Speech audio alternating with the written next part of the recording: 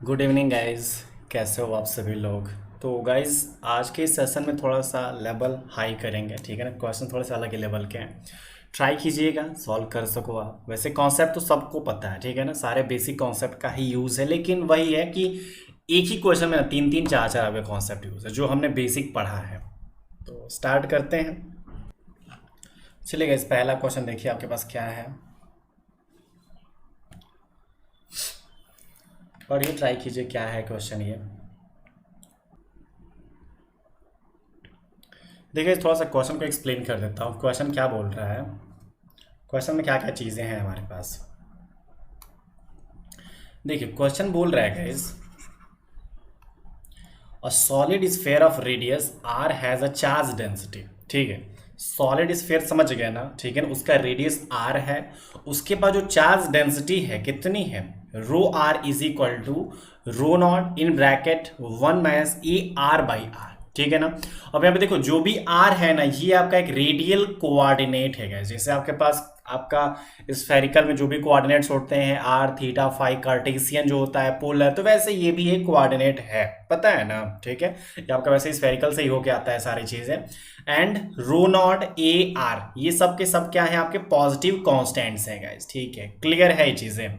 अब देखो क्या पूछ रहा है, if the magnitude of electric field at R is equal to r/2। तो साफ सा मतलब है कि हमें यहाँ पे पहले इलेक्ट्रिक फील्ड का मैग्नीट्यूड निकालना है, एंड उसकी जो मैग्नीट्यूड है r is equal to r/2 पे हमारा कितना मतलब कितना टाइम्स है, 1.2 टाइम्स, 1.25 टाइम्स है किसके, r is equal to r वाले के। ठीक है ना, r is equal to r/2, एक बार इलेक्ट्रिक फील्ड निकालोगे और एक बार आप r is equal to r निकालोगे, तो हमारा जो r is equal to r/2 वाला है ना, r is equal to r वाले से 1.25 टाइम्स ज्यादा होगा। ठीक है ना, या फिर इक्वल जो भी है 1.25 टाइम्स कर देते इक्वल ही तो हो जाएगा वैसे तो आपका। ठीक है ना, then the value of a is what. तो हमें ये जो वैल्यू दिख रही है ना ए, इसकी हमें वैल्यू बतानी है क्या हो सकती है।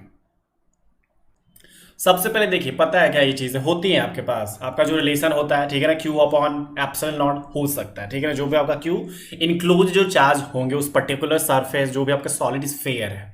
अब एक चीज देखो, जो भी आपका ये एरिया ds सरफेस इंटीग्रल दिख रहा है ना, तो सरफेस इंटीग्रल का मतलब क्या, आप सॉलिड स्फेयर तो समझ ही रहे हो। तो एक स्फेयर का जो सरफेस एरिया होता है कितना होता है, 4πr² होता है क्या। ठीक है, तो ये आपने कर लिया। अब एक चीज यहाँ पे थोड़ा सा कंफ्यूज कर सकती है आपको, जो क्यू होता है गाइज, आपने देखा होगा रो dv होता है क्या, ऐसी चीजें पॉसिबल है, होता है ना। ठीक है, तो वही चीज हमने यहाँ पे करा गाइज। आप देखो 1/रो जो आपका 1/ε0 पहले से ही था, एंड मैंने क्या करा, ये जो भी वैल्यू थी रो dv, अब रो की जगह पे मैंने क्या पुट करा है, आपका ये पूरा का पूरा पुट कर दिया है गैस। ठीक है ना, स्टार्ट कर सकते हैं, इसी को हमें पुट करा है, अब इसी को इंटीग्रेट करना है गैस। अब फिर से वही चीज है, जो आपका dv है उसको आप 4πr² कर सकते हो भाई। ठीक है ना, करना पड़ेगा। अब आप ही देख सकते हो, जैसे कि हमारे पास ds होता है तो dx dy कर सकते हैं, dv होता है। तो देखो हम जो भी dv को dx dy dz करते हैं ना, वो अपने कोऑर्डिनेट के अकॉर्डिंग करते हैं। ठीक है ना, वहां पे जो आपके पास स्ट्रक्चर गिवन होता है, जो आपके पास शेप गिवन होता है, उसके अकॉर्डिंग ही हम अपना वॉल्यूम जो एलिमेंट होता है उसको हम उसके अकॉर्डिंग लिखते हैं। ठीक है ना, तो हमारे पास यहाँ पे dv, अब डायरेक्टली वॉल्यूम तो लिख नहीं सकते हम, यहाँ पे एक स्फेयर का जो भी एक पार्ट मैंने 4πr² कर दिया और dr कर दिया। ठीक है ना, अब आप देख सकते हो उसका एक छोटा सा पार्ट हो जाएगा। अब ये देख सकते हो गाइस, हमारे पास जो भी वैल्यूज हैं, ठीक है, कुछ चीजें हैं, देखिए ये हमारा अगर चाहे तो वैसे भी आ सकता है क्या, चलिए देखते हैं, थोड़ा सा प्रूफ करके ही देख लेते हैं। जैसे कि आप देखो, अगर स्फेयर की मैं बात करूं, v is equal to 4/3πr³ होगा इतना। ठीक है ना, कैसे हमारा dv इज इक्वल टू इतना आ गया, तो एक काम करते हैं, हम इसको r के रिस्पेक्ट में डिफ्रेंशिएट कर देते हैं, चांस है क्या, चलो चेक करते हैं। r के रिस्पेक्ट मतलब क्या, dv अपॉन dr 4/3π3r²। ठीक है, हुआ क्या, dv is equal to 4πr²dr। ठीक है ना, तो ये हमारा एक वॉल्यूम एलिमेंट होता है गैस। आया समझ में, अब तो कोई दिक्कत नहीं है ना। ठीक है, तो आप यहां से लिख सकते हो इसको। ठीक है, तो इसी को हमने यहाँ पे लिखा है, क्लियर है ना। मैंने यहाँ पे कैपिटल R यूज करा है, यहाँ पे स्मॉल r आपको यूज कर लेना है। अब एक चीज देखो, हमारे पास ये तो आपके पास हो ही चुका है, अब हम इंटीग्रेशन भी कर ही सकते हैं। ठीक है, 4π rho naught upon epsilon naught side बाहर निकाल लो। अब हम क्या काम करेंगे, यहाँ पे जो आपका r² है, ठीक है ना, देखो इसमें जो मल्टीप्लीकेशन हो रखा है, ये जो हमारा आर स्क्वायर है ना, इसको आप इसमें मल्टीप्लाई करा तो क्या हो जाएगा, आर स्क्वायर हो जाएगा, दिख रहा है क्या, और इसमें कराते हो तो a R cube by R हो जाएगा। ठीक है, क्लियर है।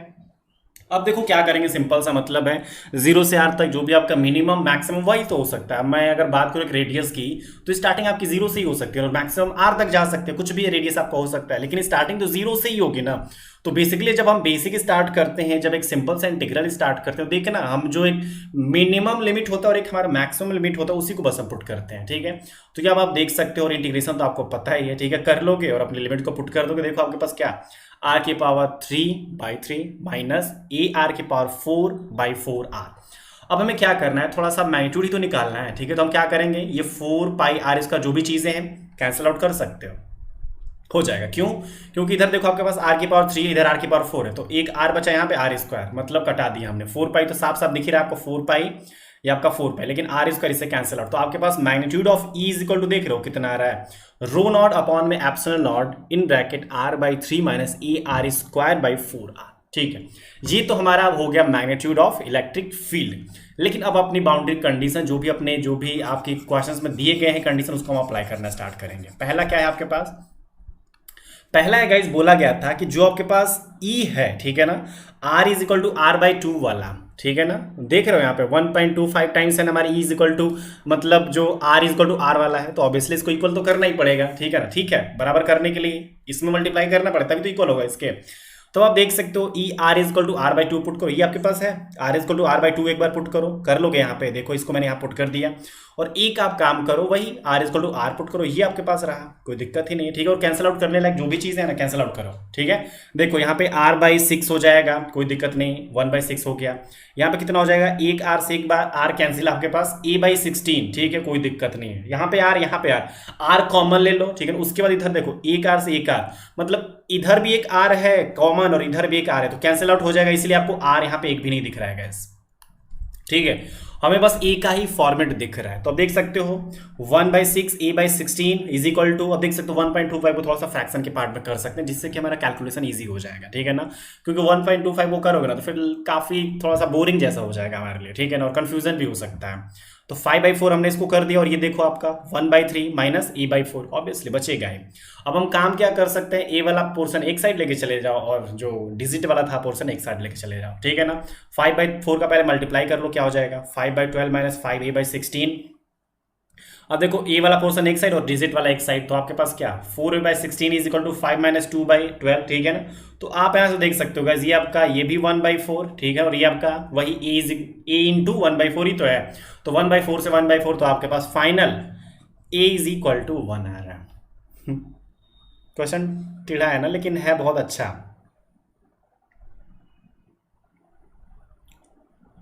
अच्छा लगा मुझे देख के।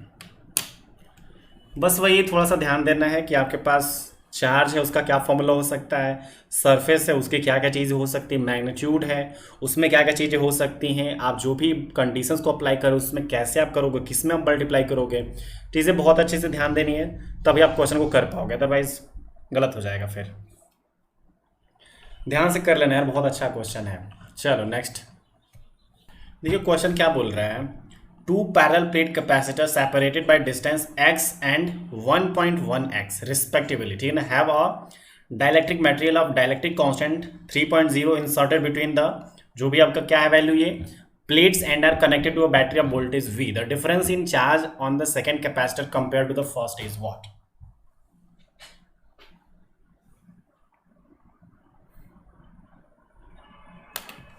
चलिए देखिए गाइस, करते हैं। देखो सबसे पहले ये तो पता ही है, कोई दिक्कत तो है नहीं, पैरेलल प्लेट कैपेसिटर के लिए पता है ना फॉर्मूला आपका क्या होता है, एप्सिलॉन नॉट एप्सिलॉन आर, ठीक है ना, उसके बाद क्या होता है ए अपॉन जो भी आपका डी होता है, ठीक है ना, दिख रहा है आपको, epsilon naught permittivity of free space, epsilon R आपका रिलेटिव परमिटिविटी, ठीक है ना, डाइलेक्ट्रिक कांस्टेंट इसको आप बोलते हो, ठीक है, एंड आपके पास जो भी एरिया आप देख ही लो यहाँ पे, ठीक है ना, हमारे पास पैरेलल प्लेट कैपेसिटर है तो उसकी एरिया की बात करेंगे ऐसा, ठीक है ना, तो वैसे ही अब एरिया पैरेलल है तो उसका भी एरिया देखते हैं। एंड देखो एक्स वाला पोर्शन मतलब जो डी है उनके बीच की डिस्टेंस, जो प्लेट्स हैं उनके बीच की डिस्टेंस, एक का एक्स दे रखा है और एक का 1.1x दे रखा है, ठीक है ना, तो देखो वैसे तो दोनों चीजें सेम ही है, क्या ही हम आगे जाएं, ठीक है ना, बस क्या करना है आपको, थोड़ा सा बस डिफरेंस है, लगा लो इस फॉर्मूले पे,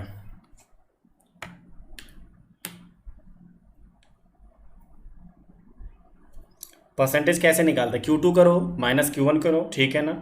और आपको तो पता ही है नीचे हमारा क्या होता है, डिवाइड किससे करा जाता है, जो आपका इनिशियल होता है या फिर जो ओरिजिनल वैल्यू होती है, ठीक है, उसको रखो इंटू 100%, मल्टीप्लाई करा है, काम खत्म। और कॉमन देखो क्या हो जाएगा आपके पास, एक्स तो वैसे भी दिख ही रहा है, यहाँ पे एक में 1.1 दिख रहा है और एक में माइनस होता है, इसको सब्ट्रैक्ट करोगे तो भाई आपका 0.9 समथिंग ऐसा कुछ आएगा। अपॉन में सारी चीज़ें देखो आपकी कैंसिल आउट हो जाएंगे, ये सारा एक्स से एक्स कैंसिल, वी से वी कैंसिल, ए से ए कैंसिल, एप्सिलॉन नॉट से एप्सिलॉन नॉट, ठीक है, 3 से 3 कैंसिल। ये 3 दोनों में क्यों आया, क्योंकि हमारा जो डायलैक्ट्रिक कांस्टेंट है ना गाइस, वो हमारा 3 बोला गया था, पहले से ही बोला गया था, ठीक है ना। तो इस चीज़ को थोड़ा सा ध्यान दीजिएगा आप। तो इस बेस पे आप इसको कैलकुलेट कर लो, चलो देख लो थोड़ा सा क्या हो जाएगा आपका, 1 माइनस 1.1 अपॉन 1.1, ठीक है ना, इंटू 100 इज इक्वल टू, देख सकते हो कितना आ सकता है आपके पास, -0.1 आएगा, ठीक है ना, अपॉन 1.1 इंटू 100%, तो भाई चीज़ है -9 पॉइंट समथिंग कुछ चीज़ें आएंगी, तो भाई आपका 9%, ठीक है। तो बहुत बार आपको दिखाया है मैंने कि बहुत सारे ऐसे क्वेश्चंस के जो आंसर होते हैं ना, हम अप्रॉक्सीमेट लेके भी चलते हैं, ठीक है ना, ऐसा नहीं है कि मतलब एग्जैक्ट ही आंसर आपके पास आना चाहिए, ऐसा बिल्कुल भी नहीं है। देखिए क्वेश्चन क्या बोल रहा है आपका, the X and Z components of static magnetic field in region are B X equal to this, ठीक है, and B Z is equal to this respectively, ठीक है, which of the following solution of its Y component is consistent with the Maxwell equation, ठीक है। तो आपको यहाँ पे देखना है बी एक्स और बी जेड आपको दे रखा है, ठीक है, हमारे पास पूछा गया कि कौन सा ऐसा सॉल्यूशन है बी वाई का जो कि हमारे मैक्सवेल इक्वेशन के साथ कंसिस्टेंट होगा।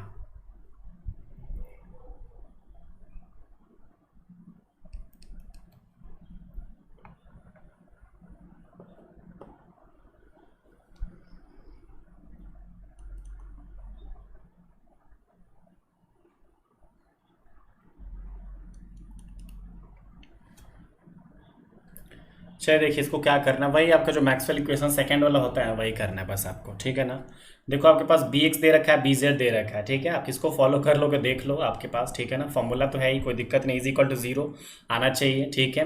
अब देखो मेरे को सारी वैल्यूज तो दे ही रखी है, मैं क्या करूंगा, अपना जो भी वैल्यू बी जेड का तो वैसे काम खत्म है, 0 है, ठीक है, तो आपके पास क्या होगा, del B X upon del X is equal to minus del B Y upon del Y, होगा कि नहीं, ठीक है।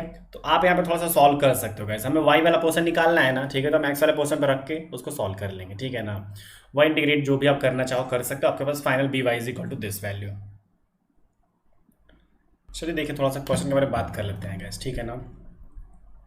और वेव गाइड, ठीक है, और wave guide has a square cross section of side 2a, समझो थोड़ा सा, इस वेव गाइड आपको बता रखा है गाइस, मैंने नोट्स में भी दिया था वैसे, ठीक है ना। देखो आपका ये पूरा पूरा एक वेव गाइड पकड़ लीजिए, हम यहाँ पे बना रहे हैं, ठीक है ना, ये आपने बना लिया, वैसे ही है, भेजो इसको, कैसे जाएगा ये आपका, ठीक है ना, ये भाई आपका वेव गाइड है गाइस, हो सकता है। अब देखो एक्चुअली स्क्वायर समझना है इसको, थोड़ा सा रेक्टेंगल के जैसा दिख रहा है लेकिन स्क्वायर समझना है इसको, ठीक है ना। साइड इसके क्या है गाइस, 2a, ठीक है, और ये वाला भी साइड 2a, तो समझ गए ना। आप अगर इसको a दे रहे हो, इसको अगर b दे रहे हो, मतलब हमारे पास जो कंपोनेंट्स होते हैं, ठीक है, तो वही चीज़ इसको आप कैपिटल B कैपिटल A समझो, ठीक है ना, कि आसानी हो जाए, क्योंकि a तो आपका पहले से ही दे रखा है, ठीक है। तो capital A is equal to B 2a is equal to b भी 2a, हो गया आपके पास। और आप देखो एक चीज हमारे पास for the TM modes of vector wave vector के, अब समझ लिया आपने, ट्रांसवर्स मैग्नेटिक मोड जो आपके पास है, ठीक है ना, एंड द ट्रांसवर्स जो आपका electromagnetic modes are obtained in the terms of psi X Y, जो भी आप डिस्पर्सन रिलेशन देखते हो यहाँ से चीजें हमारे पास आती हैं, ठीक है ना, हमारा ट्रांसवर्स मोड ऑफ जो भी एक इक्वेशन होता है साई एक्स वाई का, ठीक है ना, इसके फंक्शन में ये मतलब ये रूल ओबे करता है, ठीक है। अब देखो विद द बाउंड्री कंडीशन, अब देखो जो भी हमारा ये वेव फंक्शन है ना, जो कि एक तरह से ट्रांसवर्स इलेक्ट्रोमैग्नेटिक मोड्स को सेटिस्फाई कर रहा है, तो जो भी हमारे पास वेव फंक्शन है हमारे कौन कौन से बाउंड्री कंडीशन को सेटिस्फाई करेगा, psi plus minus A Y को और psi X plus minus A is equal to 0 को सेटिस्फाई करना चाहिए, the frequency omega for the lowest mode. तो हमें क्या करना है यहाँ पे, हमारे पास जो फ्रीक्वेंसी होगी ओमेगा ना लोएस्ट मोड के लिए वो बतानी है, ठीक है, क्या पॉसिबिलिटी हो सकती है। अब लोएस्ट मोड के लिए समझना पड़ेगा आपको कि क्या होता है टीएम मोड में। चलिए देखिए क्या करेंगे हम शुरू से, देखिए आपके पास एक रिलेशन है, ठीक है ना, फॉलो करेंगे हम इसको थोड़ा सा, ठीक है ना, इसको लेके हम आएंगे, ठीक है, कोई दिक्कत नहीं है। अब उसके बाद देखो ये हमारे जो डिस्पर्सन रिलेशन है, इसमें थोड़ा सा याद करना पड़ेगा गाइस आपको। डिस्पर्सन रिलेशन से रिलेटेड वैसे हमेशा क्वेश्चंस आते रहते हैं।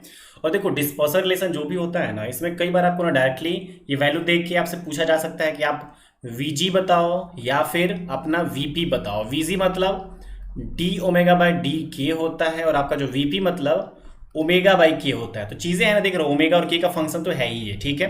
तो इस बेस पे आप अपना फेज वेलोसिटी और ग्रुप वेलोसिटी भी निकाल सकते हो गाइस, ठीक है, क्लियर है। अब इसका थोड़ा सा देख लीजिए, ये आपके पास ओमेगा एम एन जो आपका वैल्यू है, ठीक है ना, थोड़ा सा उसमें चले जाते हैं, ठीक है ना। फ्रीक्वेंसी का ही फॉर्मूला है ये, ठीक है। जैसे कि आपने पढ़ा था ना, अपना जो वैल्यू था टीएम मोड के लिए जो फ्रीक्वेंसी, ठीक है, उसी का बस ये ना एंगुलर फ्रीक्वेंसी वाला फॉर्म है, क्योंकि उसमें हमने देखा था 1/2 पाई ऐसी चीजें, ठीक है ना। एफ इज इक्वल टू 1/2 पाई, ये सारी चीजें देख रहे थे आपने लोग, है ना, ठीक है ना। बस ये कि ओमेगा स्क्वायर है, तो यहाँ पे अंडर रूट आपको नहीं दिख रहा है। अगर ओमेगा हम कर देते तो यहाँ पे अंडर रूट भी आ जाता, तो वही फॉर्मूला, कुछ अलग नहीं है यहाँ पे, ठीक है। अब देख सकते हो हमारे पास जब मैं बात करूँ लोवेस्ट टीएम मोड की, मतलब भाई m इज इक्वल टू 1 और n इज इक्वल टू भी 1, तो उसके बेस पे आप देख सकते हो गाइस। और आपके जो भी a और b, मतलब जो भी आपके साइड्स थे क्या थे, 2a और 2a होंगे, क्योंकि भाई स्क्वायर था हमारे पास, ठीक है ना। अब उसके बाद बेस पे आप देख सकते हो आपके पास जो भी एम स्क्वायर और N square, one square one square, ठीक है, कोई दिक्कत ही नहीं है, ठीक है। उसके बाद देखो ओमेगा वन वन स्क्वायर की जो वैल्यू है कितनी आ चुकी है हमारे पास, इतनी आ चुकी है। तो हम क्या करेंगे, यहाँ पे omega square is equal to इतना पुट कर देंगे, ठीक है। तो c square k square plus c square pi square upon 2a square, तो c square common, k square पहले वाले का, दूसरे वाले का पाई स्क्वायर अपन 2a स्क्वायर, ठीक है। तो ये आपका ऐसे क्वेश्चन का आंसर हो जाएगा। थोड़ा सा डिस्पर्सन रिलेशन और भी काफ़ी कुछ चीज़ें हैं आपको फॉलो करनी पड़ेगी, याद करनी पड़ेगी, ठीक है ना। और जो हमने सारे जो फॉर्मूलाज देखे थे, टीएम मोड, टी मोड, उसमें लोएस्ट, कट ऑफ, ये सारी चीज़ आपको याद करना पड़ेगा, ठीक है। क्वेश्चंस आते रहते हैं, आ भी चुके हैं आपके।